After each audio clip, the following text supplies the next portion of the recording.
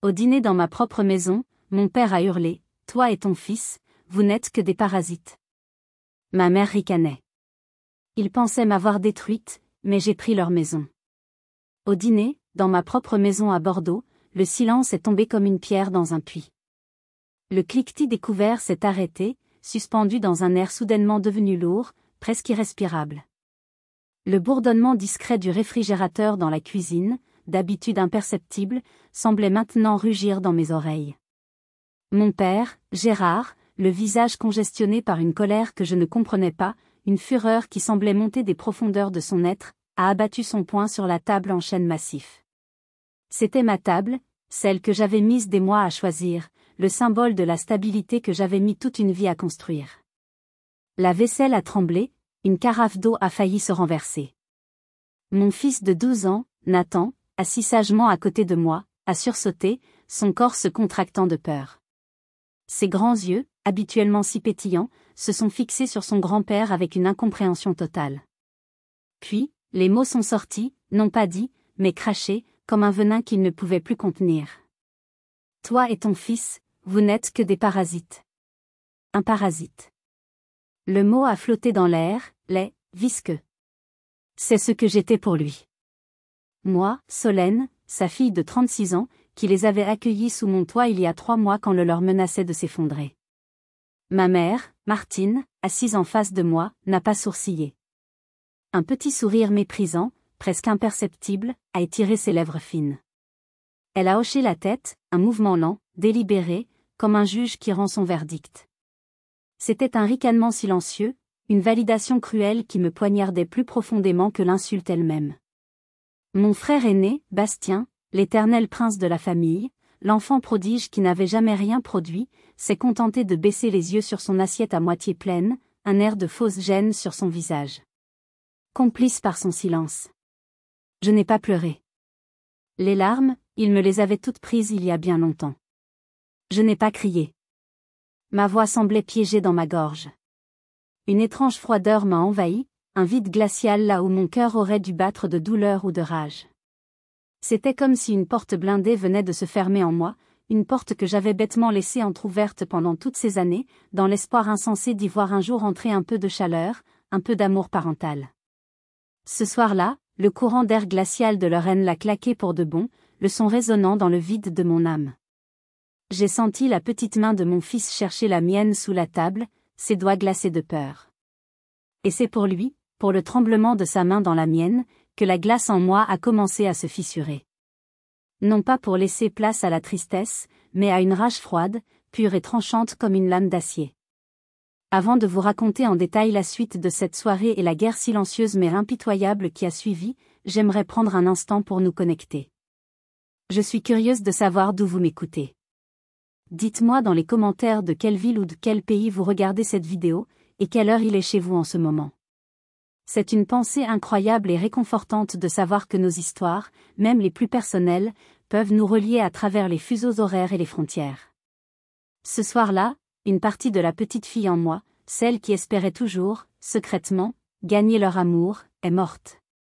Et à sa place, une femme qu'il n'avait jamais rencontrée, une femme qu'il n'aurait jamais dû provoquer, a commencé à se réveiller.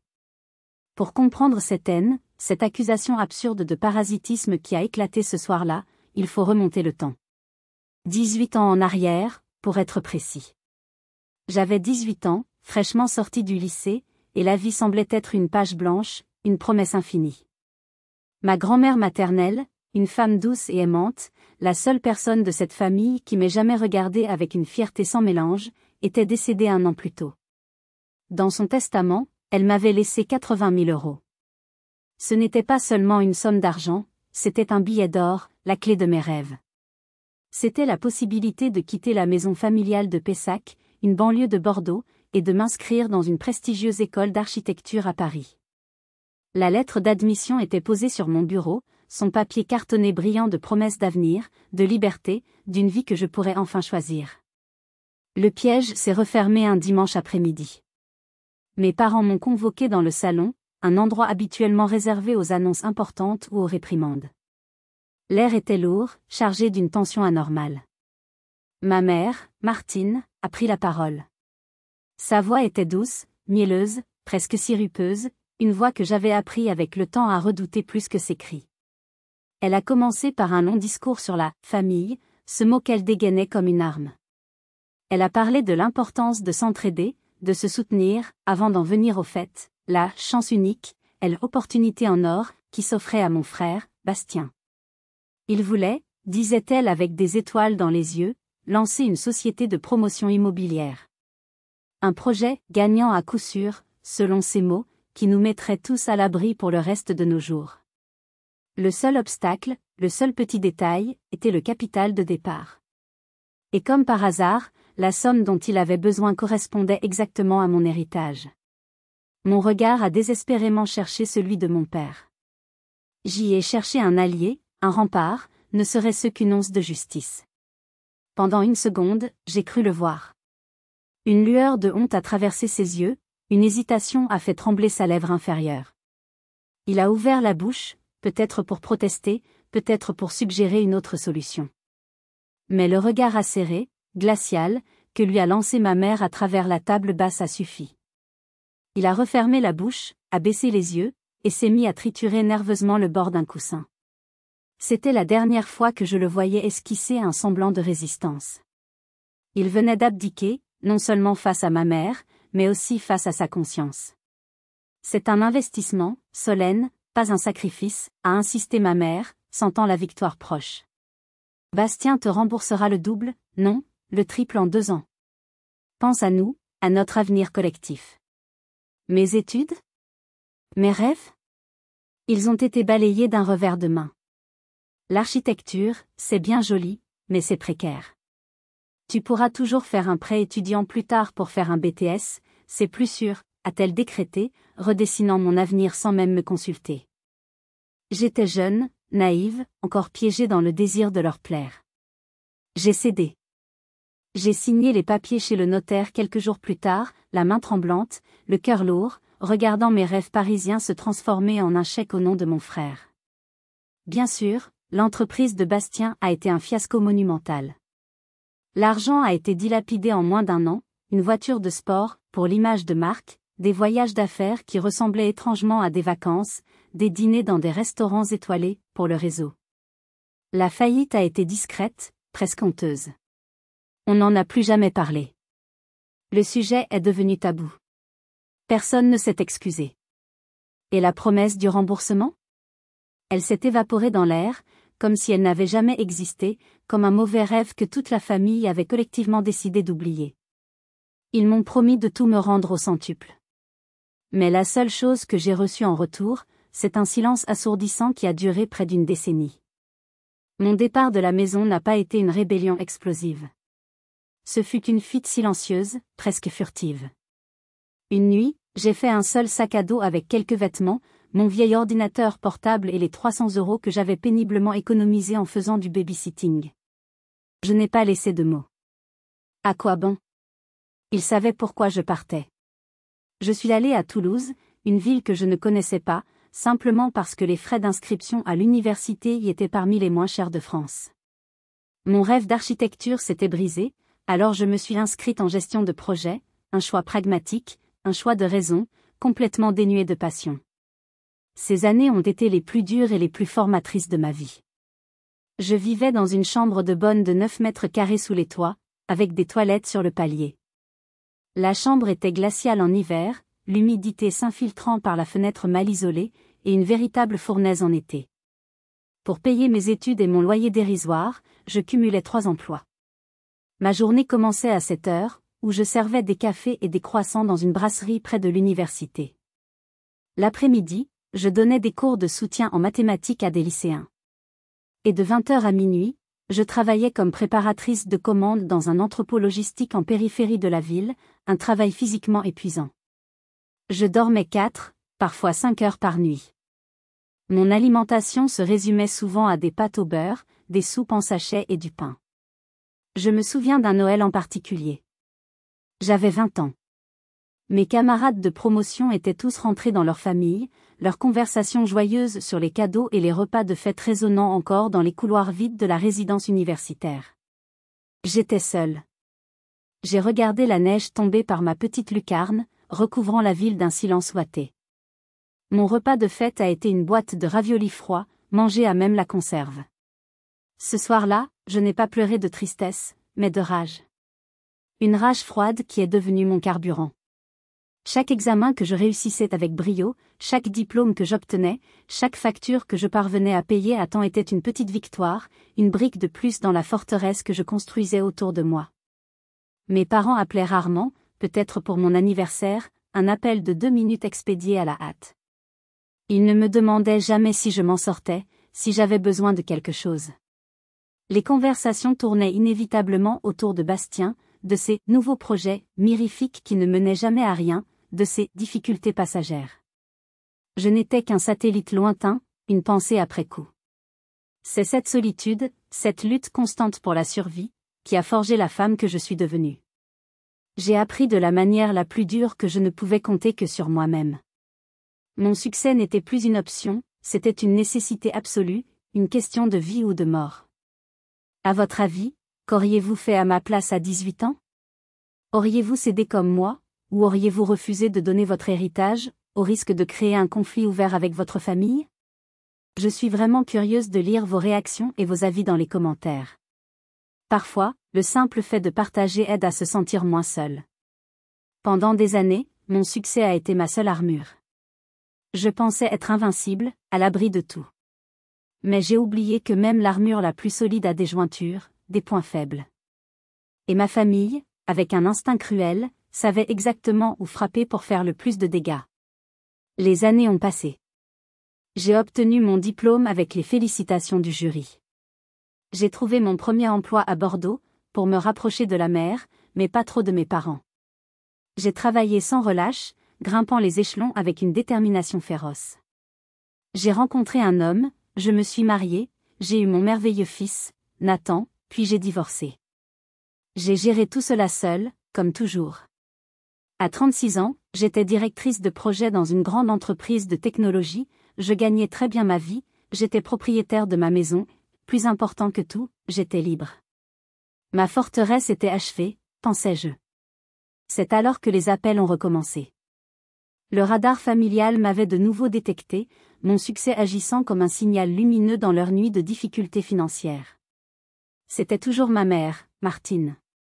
Sa voix avait changé. Elle n'était plus indifférente, mais empreinte d'une sorte de droit acquis, comme si ma réussite leur était due. Les demandes ont commencé modestement, une facture de gaz imprévue, une réparation de voiture urgente. Par pitié, par faiblesse, j'ai cédé 1 ou 2 fois. Grosse erreur. Mais, oui, ont ouvert une brèche dans mes défenses. Les demandes ont augmenté en fréquence et en montant. Bastien avait une opportunité en or, dans les crypto-monnaies, il lui fallait 10 000 €. J'ai commencé à refuser, poliment mais fermement. Leurs messages sont devenus plus acerbes. Tu as tellement réussi, tu pourrais bien aider un peu ta famille qui est dans le besoin. Ma réussite n'était plus la mienne, elle était devenue une ressource familiale dans laquelle ils estimaient avoir le droit de puiser. Le point de non-retour a été atteint il y a 6 mois. Bastien, après l'échec des crypto-monnaies, avait une nouvelle idée, révolutionnaire, une application mobile pour noter les parcs pour enfants. Il avait besoin de 30 000 € pour la développer. J'ai ri nerveusement au téléphone avant de dire non, cette fois de manière définitive et glaciale. Le silence qui a suivi a duré 1 semaine. Une semaine de paix que j'ai cru être une victoire. J'étais terriblement naïve. 1 semaine plus tard, j'ai été convoquée dans le bureau de mon directeur, Monsieur Benoît. C'était un homme juste, un mentor qui m'avait toujours soutenu. Mais ce jour-là, son visage était fermé, grave. Il m'a tendu une feuille de papier, une impression d'email. C'était un courrier anonyme, mais je n'ai pas eu besoin de lire plus de 2 lignes. Le style, la syntaxe venimeuse, la perfidie, c'était la signature de ma mère. L'email exprimait une profonde inquiétude d'un proche anonyme quant à ma stabilité émotionnelle. Il parlait de graves problèmes familiaux qui me rendaient imprévisible, agressive et peu fiable. Il insinuait que je n'étais pas apte à gérer les responsabilités et le stress du grand projet que je dirigeais, un projet stratégique pour l'entreprise. C'était une attaque chirurgicale, une calomnie parfaitement conçue pour détruire ma crédibilité professionnelle, le pilier de ma vie. Mon sang s'est glacé dans mes veines. J'avais l'impression que le sol se dérobait sous mes pieds. C'était une chose de me voler mon argent. C'en était une autre de tenter de détruire ma carrière, mon indépendance, tout ce que j'avais construit pour m'échapper d'eux. Solène, a dit Monsieur Benoît, son regard empreint d'un mélange de gêne et de préoccupation professionnelle. Je vous apprécie énormément, vous le savez.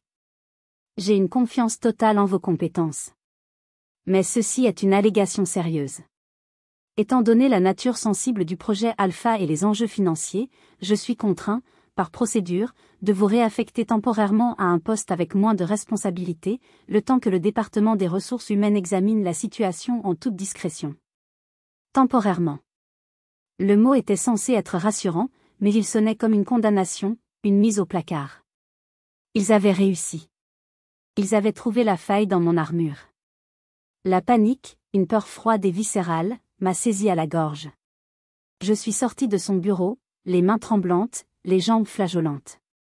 J'étais sur le point de tout perdre, non pas à cause d'une erreur professionnelle, mais à cause de la méchanceté de ma propre mère.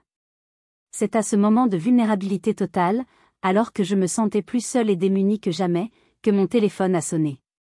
C'était elle. J'ai regardé le nom « Maman » s'afficher sur l'écran de mon téléphone avec un mélange de haine et d'effroi. Mes doigts tremblaient tellement que j'ai failli le laisser tomber. J'ai hésité à rejeter l'appel, à jeter le téléphone contre le mur. Mais une curiosité morbide, le besoin de comprendre l'ampleur de sa cruauté, m'a poussé à répondre. Je me suis réfugié dans une cage d'escalier de secours, l'air froid et métallique sentant le béton. « Qu'est-ce que tu as fait ?» ai-je murmuré, ma voix à peine un souffle, blanche de rage contenue. De l'autre côté du fil, il n'y a eu ni triomphe, ni sarcasme. Il y a eu des sanglots. Des sanglots bruyants, déchirants, parfaitement orchestrés. C'était une performance d'actrice digne d'un Oscar, une performance que je connaissais trop bien pour y croire une seule seconde. « Solène, c'est ton père » a-t-elle pleuré, sa voix brisée par une fausse douleur. « Il est à l'hôpital. Il a fait une crise cardiaque ce matin. » Son cœur ? Les médecins disent que c'est très grave.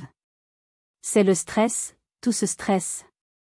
Elle a laissé la phrase en suspens, me laissant remplir les blancs, me laissant m'accuser moi-même. Et la maison ? A-t-elle continué entre deux sanglots. La banque nous a envoyé le dernier avis avant la saisie. Ils vont tout prendre. On a 350 000 € de dette à cause de la dernière affaire de ton père qui a mal tourné. On va se retrouver à la rue, Solène. À la rue. Et ton père ne le supportera pas. Mon cerveau tournait à plein régime, essayant de démêler cet écheveau de mensonges et de manipulation. L'email. L'attaque sur mon travail. Et maintenant, ça. Le timing était trop parfait, trop diabolique. Une partie de moi, la partie logique, la femme de 36 ans endurcie par des années de trahison, hurlait, c'est un piège. Ne tombe pas dedans. C'est une stratégie de la terre brûlée. Il te frappe au travail pour t'affaiblir, pour te mettre sous pression, puis il joue la carte de la pitié et du chantage émotionnel pour t'achever. Mais une autre partie de moi, une partie plus petite, plus fragile, une partie que je détestais mais que je ne parvenais pas à faire taire, a entendu les mots « père », crise cardiaque. Et malgré tout le mal, malgré les années de négligence et sa complicité silencieuse, une image a surgi dans mon esprit, une image persistante, un souvenir d'enfance. Mon père, me poussant sur mon premier vélo, dans le petit jardin de la maison de Pessac. Son rire, rare et précieux, le soleil dans ses cheveux. Un des seuls souvenirs véritablement heureux que j'avais de lui. Un souvenir enfoui, presque oublié, mais qui a refait surface au pire moment. C'était cette image, ce fragment de tendresse passée, qui a fissuré ma résolution. Et si c'était vrai ? Et si, pour une fois, ce n'était pas une manipulation ? La coïncidence était énorme, mais pas impossible. Si mon père était vraiment en train de mourir, et que je le laissais tomber à cause de ma méfiance, pourrais-je un jour me le pardonner ? La culpabilité, cette arme si puissante qu'ils avaient toujours su manier contre moi, commençait à faire son œuvre. « Reviens à la maison, s'il te plaît » a-t-elle supplié, sa voix se faisant douce et implorante. « On a besoin de toi. Ton père a besoin de toi. Ce soir-là, je n'ai pas dormi. J'ai arpenté mon salon jusqu'à l'aube, luttant avec moi-même, un combat violent entre la méfiance de la femme adulte et un reste d'obligation de la petite fille. La femme que j'étais devenue savait que c'était de la folie. Mais la petite fille en moi, celle qui n'avait jamais complètement renoncé à avoir des parents, a murmuré que je devais y aller. Juste pour voir. Juste pour être sûre de ne rien regretter. J'ai pris un billet de train pour Bordeaux, en me disant que c'était pour affronter mon passé une bonne fois pour toutes. Je n'avais aucune idée que j'allais tout droit vers le champ de bataille qui allait décider de mon avenir. Quand je suis arrivée à la maison de mon enfance à Pessac, l'atmosphère était étrangement, anormalement normale. La première chose qui m'a frappée, c'est que mon père était là. Assis dans son vieux fauteuil Voltaire, regardant un match de rugby à la télévision. Il avait l'air fatigué, certes. Plus âgé, le visage creusé par les soucis. Mais il n'avait certainement pas l'air d'un homme qui venait de survivre à une grave crise cardiaque. Il m'a salué d'un vague grognement sans quitter l'écran des yeux. Le mensonge était si flagrant, si insultant dans sa simplicité, que j'ai senti une nausée me monter à la gorge. Ma mère m'a accueilli avec de grandes effusions, des larmes aux yeux, me serrant dans ses bras dans une étreinte qui sonnait aussi faux qu'une pièce de 3 €. Elle a parlé à voix basse de « l'alerte » qu'ils avaient eue, de comment les médecins l'avaient laissé sortir, sous surveillance. Bastien était là aussi, l'air sombre et préoccupé, jouant son rôle à la perfection. Ils m'ont laissé le temps de m'installer, de poser mon sac. Ils m'ont servi un café. Ils ont parlé de la pluie et du beau temps. C'était la phase de mise en condition, la préparation psychologique avant l'assaut final. Et puis, pendant le dîner, un pot-au-feu sans saveur qui me rappelait les dimanches tristes de mon enfance, le piège s'est refermé. On a beaucoup réfléchi, a commencé ma mère d'un ton solennel, comme si elle allait annoncer une décision d'État. Tu es la seule qui puisse nous sauver, Solène. Tu as tellement bien réussi, nous sommes si fiers de toi. La fierté. Un mot que je ne l'avais jamais entendu prononcer à mon sujet. C'était une flatterie grossière, une tentative de corruption émotionnelle. Mon père a pris le relais, sa voix monocorde, récitant un texte qu'il avait visiblement appris par cœur. La banque ne veut rien savoir. 350 000 €. C'est la saisie ou le remboursement intégral. On perd tout. La maison de nos parents, tes souvenirs. Ta mère, elle ne survivra pas à ça. Et moi, avec mon cœur fragile. Il a laissé la phrase en suspens, un chantage émotionnel à peine voilé, mais terriblement lourd. J'ai posé mes couverts, le bruit du métal sur la faïence résonnant dans le silence. Je comprends la gravité de la situation. Mais c'est une somme énorme. J'ai un fils à élever, une maison à payer, des responsabilités. Je ne peux pas décider ça comme ça. Je dois réfléchir, consulter mon conseiller financier. C'est là que le ton a changé. En une fraction de seconde. Le masque de la pitié est tombé, révélant le visage hideux de l'avidité et du ressentiment. Réfléchir, a sifflé ma mère, son visage se crispant de mépris. Pendant qu'on se noie, tu veux réfléchir? Après tout ce qu'on a fait pour toi. L'ingratitude. Fait pour moi, ai-je rétorqué, ma voix montant malgré moi, la digue de mon calme commençant à se fissurer. Vous voulez parler des 80 000 € que je ne reverrai jamais? L'argent qui devait payer mes études d'architecture? Le visage de mon père s'est empourpré. La vérité, même dite des années plus tard, avait le pouvoir de le mettre hors de lui. C'est là qu'il a explosé. Il s'est levé, ou plutôt s'est à moitié dressé de sa chaise, le poing sur la table, et a hurlé la phrase qui allait tout sceller, la phrase qui allait transformer une querelle familiale en une guerre totale. Toi et ton fils, vous n'êtes que des parasites. Vous profitez de votre succès pendant que nous crevons. Tu nous dois bien ça. Le choc m'a cloué sur place pendant une seconde. Puis, la rage froide est revenue, plus intense, plus pure que jamais. Lentement, délibérément, j'ai sorti mon téléphone de ma poche. J'ai activé la fonction d'enregistrement vocal et je l'ai posé sur la table, bien en évidence, le petit point rouge clignotant comme un œil diabolique. Papa, ai-je dit, ma voix calme et tranchante comme du verre brisé, une voix qu'il ne m'avait jamais entendue. Peux-tu répéter ce que tu viens de dire? Je veux que Nathan entende exactement ce que son grand-père pense de lui et de sa mère. Je suis sûre que ça l'aidera à comprendre certaines choses plus tard. Un silence de mort s'est abattu sur la pièce. Le visage de mon père est passé du rouge au blanc cireux. Ma mère m'a fusillé du regard, la bouche ouverte, sans voix pour la première fois de sa vie. Même Bastien semblait décontenancé, pris au dépourvu par cette manœuvre inattendue. Ils avaient l'habitude de mes larmes, de ma soumission, de mes fuites. Ils n'étaient pas préparés à ça. Ils n'étaient pas préparés à la femme que j'étais devenue. Ma riposte les a déstabilisés, mais elle n'a fait qu'attiser leur fureur et leur désir de me détruire. Puisqu'ils n'avaient pas réussi à me briser en privé, ils ont décidé de tenter de me anéantir publiquement. 2 jours plus tard, la guerre est devenue publique. J'étais en pleine réunion de travail quand mon téléphone a commencé à vibrer frénétiquement. Des dizaines de notifications, de messages. Ma meilleure amie, Chloé, m'a envoyé un lien vers une vidéo Facebook, accompagnée d'un simple message, « Ne regarde pas ça seule. Appelle-moi dès que tu peux. Sois forte. » Intriguée et inquiète, je me suis éclipsée dans une salle de réunion vide. J'ai cliqué sur le lien. Mon cœur a semblé s'arrêter de battre. C'était une vidéo postée sur le compte de ma mère, et déjà partagée des centaines de fois. Martine était face caméra, dans le décor modeste de leur salon pour bien accentuer l'effet dramatique. Son visage était ravagé par de fausses larmes, le maquillage savamment coulé pour un effet naturel. Elle racontait, la voix brisée par l'émotion, l'histoire poignante de sa fille unique ingrate, une femme riche et sans cœur qui laissait ses vieux parents malades se faire jeter à la rue par la banque.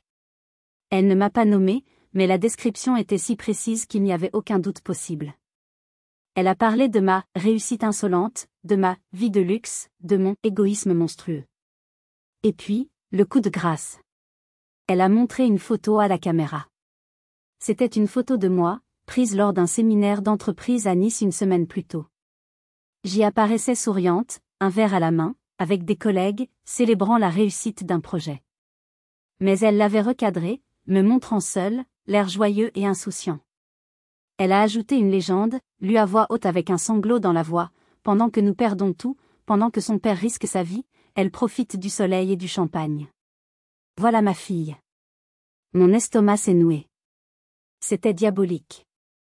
C'était une manipulation de génie, conçue pour susciter la pitié pour elle et la haine pour moi. Et ça a marché. Les commentaires sous la vidéo étaient un déferlement de haine pure. Honte à cette fille, sans cœur, j'espère que ses enfants lui feront la même chose un jour, pauvre dame, quel courage. Des inconnus me condamnaient sans connaître un traître mot de mon histoire. Mon monde professionnel a commencé à s'effriter. Des collègues m'adressaient des regards froids dans les couloirs. Mon nom était sali, ma réputation en lambeaux. Je me suis sentie salie, exposée, jugée par des centaines d'inconnus. Ce jour-là, pour la première fois depuis des années, j'ai failli craquer. En quittant le travail, je me suis assise dans ma voiture sur le parking de l'entreprise, incapable de démarrer, incapable d'affronter le monde extérieur. Et j'ai pleuré. J'ai pleuré de rage, d'impuissance, d'une solitude si profonde qu'elle me donnait le vertige. Ils avaient réussi à m'isoler. C'est là que j'ai appelé Chloé.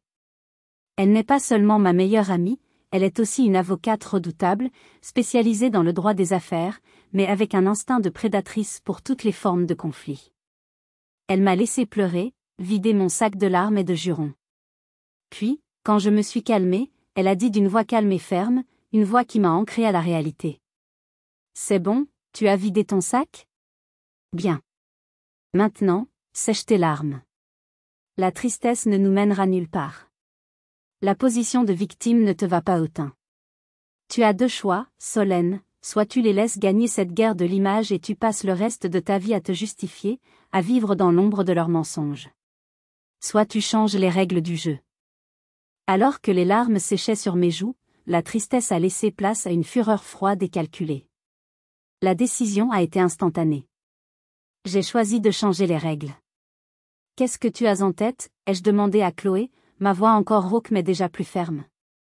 L'idée de l'action, de la riposte, avait ravivé une flamme en moi. « C'est simple, » a-t-elle répondu, et je pouvais presque sentir son sourire carnassier à travers le téléphone. Ils se battent avec des émotions et des mensonges sur la place publique. C'est un terrain glissant. On va se battre avec des faits, des chiffres et la loi, dans l'ombre. Leur point faible, leur seule arme, c'est cette maison. Leur levier de chantage, c'est leur dette. On va leur enlever les deux en un seul coup. Le plan de Chloé était d'une audace folle, presque insensée, à la limite de la morale pour certains. Et c'est précisément pour ça qu'il m'a immédiatement plu. Il ne s'agissait plus de me défendre, de parer les coups. Il s'agissait d'attaquer, de reprendre le contrôle total du jeu. L'idée était d'une simplicité brutale, acheter la maison moi-même. Contacter directement la banque, qui ne demandait qu'à se débarrasser d'un dossier de crédit irrécouvrable. Négocier le rachat de leurs créances de 350 000 €. Et ainsi, devenir l'unique propriétaire légal de la propriété. D'un seul coup, ils ne devraient plus rien à la banque. Ils me devraient tout à moi. Je deviendrais leur créancière, leur propriétaire. Le rapport de force serait inversé de manière spectaculaire et définitive. Mais comment financer une telle opération ? Je gagnais bien ma vie, mais je n'avais pas une telle somme disponible immédiatement. C'est là que le secret de ma réussite, ma discipline de fer acquise dans la douleur, est entré en jeu. Depuis que j'avais commencé à gagner un salaire décent, sur les conseils avisés de Chloé, j'avais mis en place une stratégie d'investissement systématique. Chaque mois, une partie de mon salaire était investie en bourse, dans un portefeuille diversifié de valeurs technologiques et de fonds indiciels. C'était mon fonds d'urgence, mon trésor de guerre, ma police d'assurance contre les aléas de la vie. Je l'avais construit euro après euro, avec la patience et la rigueur de quelqu'un qui a connu la faim. Je n'aurais jamais imaginé qu'il servirait un jour à mener une guerre contre ma propre famille. Utiliser cet argent, le fruit de tant de sacrifices, de nuits blanches à étudier, de week-ends à travailler, a été une décision déchirante. C'était l'argent de l'avenir de Nathan, l'argent de ma retraite, l'argent de ma sécurité. Mais Chloé a trouvé les mots justes, la meilleure sécurité, Solène, c'est la liberté. Et ils ne te laisseront jamais libre tant qu'ils auront cette emprise émotionnelle et financière sur toi. C'est un investissement, non pas dans la pierre, mais dans ta paix d'esprit. La semaine qui a suivi a été un tourbillon d'appels, de rendez-vous avec mon gestionnaire de patrimoine, des banquiers et des notaires. Chloé a été impériale, un véritable requin, naviguant dans les méandres juridiques et financiers avec une aisance déconcertante. La banque, plus qu'heureuse de récupérer la totalité de sa créance d'un coup et de clore un dossier compliqué, a accepté notre offre sans même négocier. Exactement une semaine après la publication de la vidéo diffamatoire de ma mère, je me suis retrouvée dans le silence feutré d'une étude de notaire, un stylo à la main. Le notaire a prononcé les phrases rituelles. J'ai signé les documents. Le trait d'encre sur le papier épais semblait définitif, irrévocable. J'étais officiellement propriétaire de la maison où j'avais grandi, la maison où l'on m'avait volé mes rêves 18 ans plus tôt. Mais la bataille n'était qu'à moitié gagnée.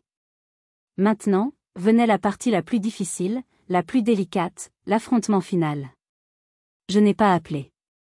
Je n'ai pas renvoyé de message. Toute communication directe était désormais rompue. J'ai laissé la loi, froide et impersonnelle, parler pour moi.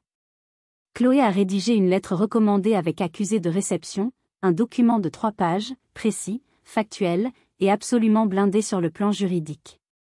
Chaque mot était pesé, chaque phrase était une brique dans le mur que j'érigeais entre eux et moi. La lettre était structurée en 3 points clairs, ne laissant aucune place à l'interprétation. Premièrement, elle les informait, avec les références cadastrales et les actes notariés à l'appui, que j'étais désormais l'unique propriétaire de la maison 6 à Pessac. Elle précisait que leur dette envers la banque était intégralement soldée et qu'ils n'avaient plus aucun créancier, à part moi. Deuxièmement, elle leur faisait une offre, que Chloé a appelée la porte de sortie honorable. Ils pouvaient rester dans la maison en tant que locataires. Le loyer serait fixé à un montant symbolique, bien en dessous du marché, pour couvrir les taxes et l'entretien. Mais ils devaient signer un contrat de location officiel, en bonne et due forme. Troisièmement, venait la condition non négociable, le cœur de l'ultimatum. Pour que ce contrat de location soit valide, ils devaient s'engager par écrit, dans un document séparé, à me rembourser l'héritage initial de 80 000 €. Pas les 350 000 de leur dette, juste les 80 000 de mon rêve volé. Le remboursement serait échelonné sur 10 ans, sans intérêt. C'était une question de principe, la reconnaissance de leur tort. De plus, ils devaient retirer la vidéo diffamatoire de toutes les plateformes et publier un court message d'excuse publique, rédigé par Chloé, reconnaissant avoir déformé la réalité sous le coup de l'émotion. C'était ma façon de leur tendre une dernière perche. Ce n'était pas de la générosité, mais un test. Une dernière chance pour eux de montrer un semblant de remords, un début de prise de responsabilité. La réaction n'a pas tardé. Moins d'une heure après que le facteur leur a remis le courrier contre signature, mon téléphone a sonné. C'était ma mère. Je m'attendais à de la colère. J'ai eu droit à un tsunami de haine. Les hurlements étaient si forts, si stridents, que j'ai dû éloigner le téléphone de mon oreille. Comment oses-tu? Tu nous humilies. Tu nous traites comme des criminels dans notre propre maison. Tu es un monstre, Solène. Un monstre sans cœur, sans âme. Tu te venges, c'est ça? Tu te venges de tes pauvres parents. J'ai écouté son flot d'injures sans dire un mot, laissant la tempête passer. Mon silence semblait la rendre encore plus folle. Quand elle a finalement repris son souffle, à bout d'arguments, j'ai simplement dit d'une voix neutre, « La proposition est sur la table, maman. » Elle est claire et détaillée. Vous avez 48 heures pour donner votre réponse écrite à Maître Fournier, l'avocate de la propriétaire. Passé ce délai, l'offre sera caduque. Et j'ai raccroché. Plus tard dans la soirée, j'ai reçu un SMS de mon père. C'était la première fois qu'il me contactait directement depuis des semaines. Son message était court, mais il en disait long sur sa lâcheté. Solène, tu détruis tout.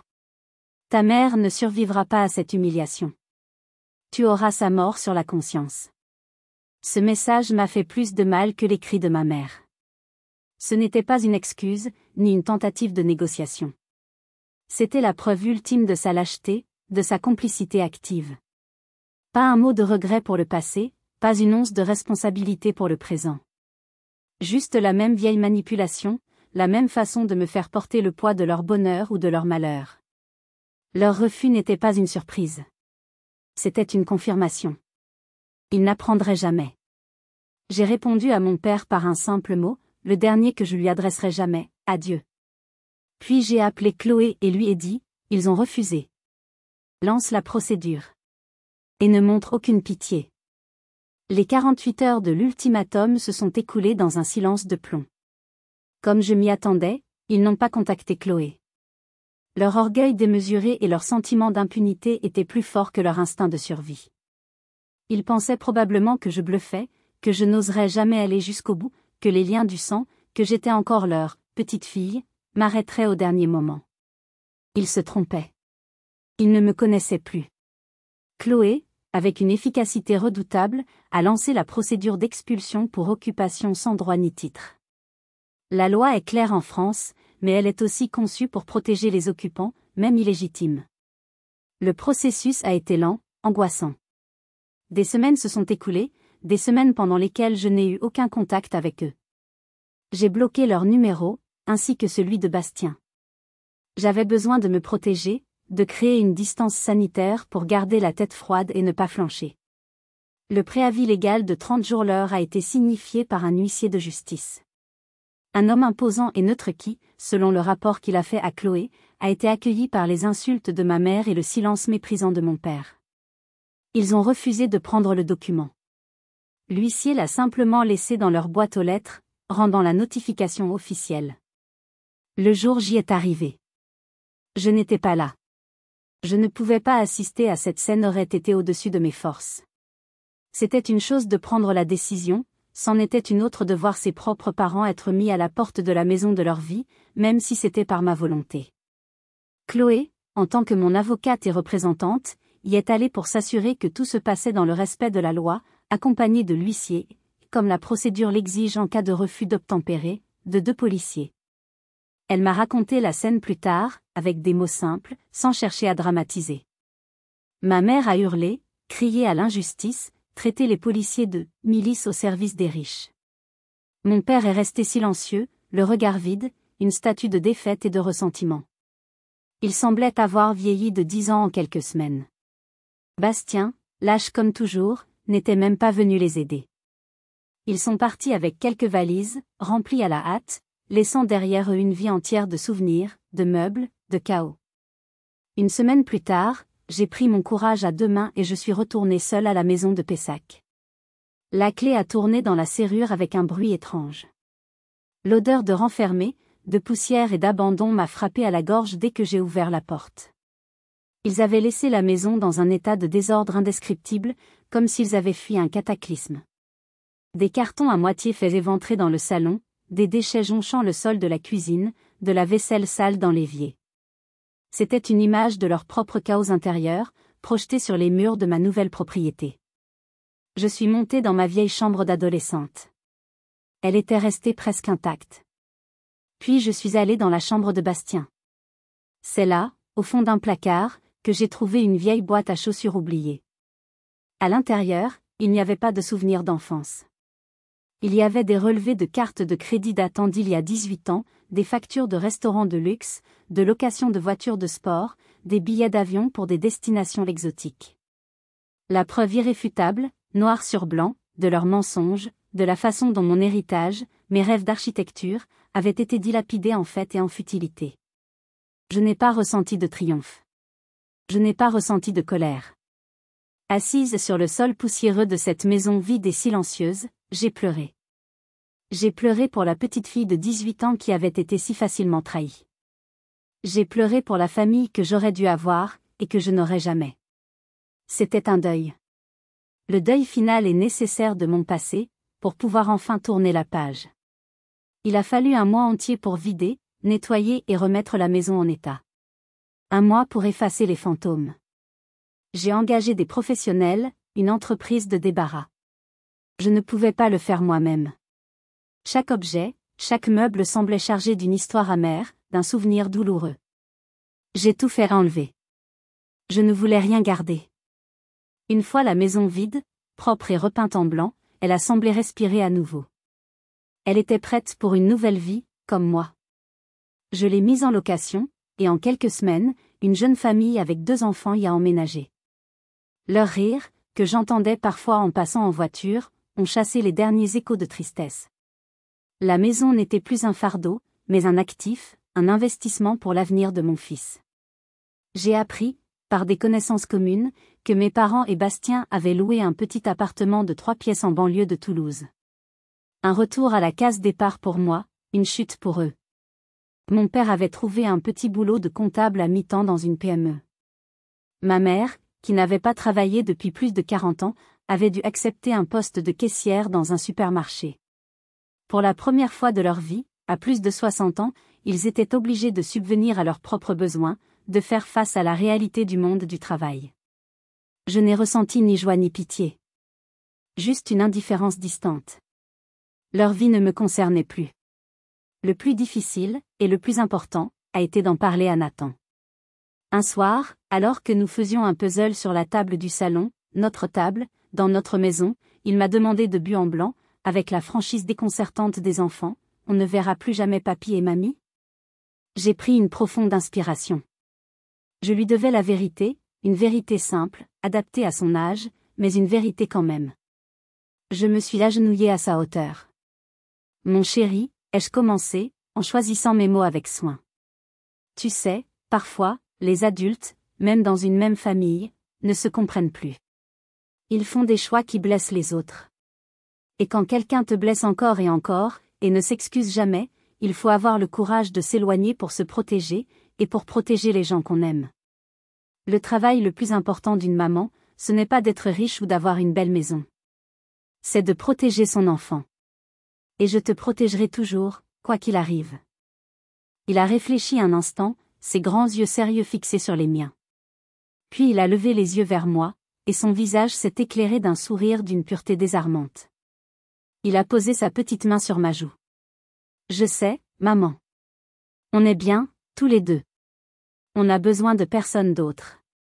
Ces mots, d'une simplicité et d'une sagesse incroyables, ont guéri la dernière de mes blessures. Il avait raison. Nous étions une famille.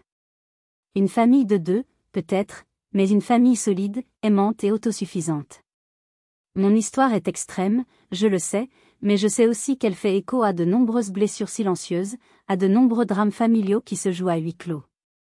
La leçon que j'ai apprise, au prix de beaucoup de larmes, c'est que le sang ne vous donne aucun droit. Il ne vous donne pas le droit de détruire, de manipuler ou de mépriser.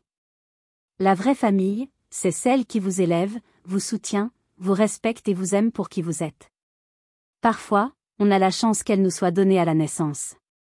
Et parfois, comme moi, il faut avoir le courage de se la construire soi-même. Si mon histoire vous a touché, si elle a résonné en vous, n'hésitez pas à laisser un like et à la partager. Si vous avez vous-même dû faire face à des relations familiales toxiques, si vous avez dû poser des limites pour vous protéger, partagez votre expérience dans les commentaires. Vos histoires, vos témoignages, peuvent donner de la force et du courage à d'autres personnes qui se sentent seules dans leur combat. Ensemble, nous sommes moins seuls. Merci de m'avoir écouté jusqu'au bout, et n'oubliez pas de vous abonner pour plus d'histoires sur la résilience et la force de se reconstruire.